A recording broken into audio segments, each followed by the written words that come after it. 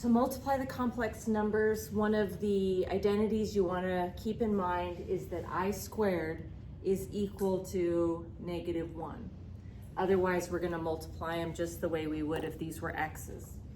Okay, so starting here, I have a -3i out in front of parentheses.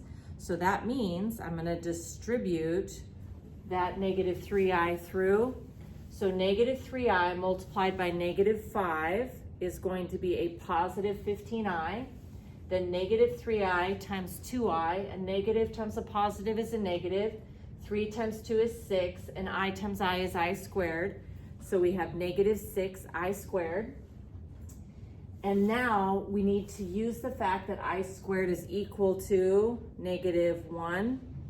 All right, so using that fact, I'm going to come in and make a substitution for I squared.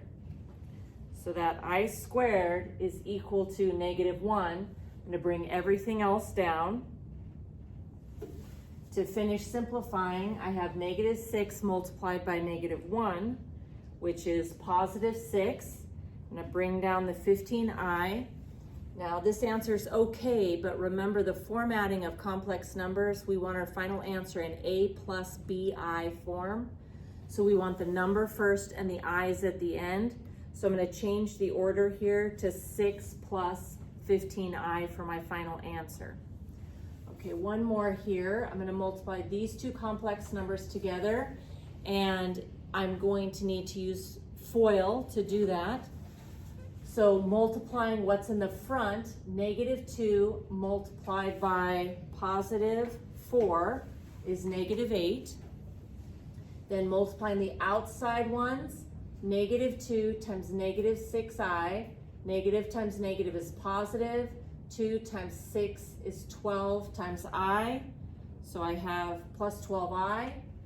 And then the inside ones, 3i and 4 are on the inside, so positive times positive is positive, 3 times 4 times I is 12i, so positive 12i.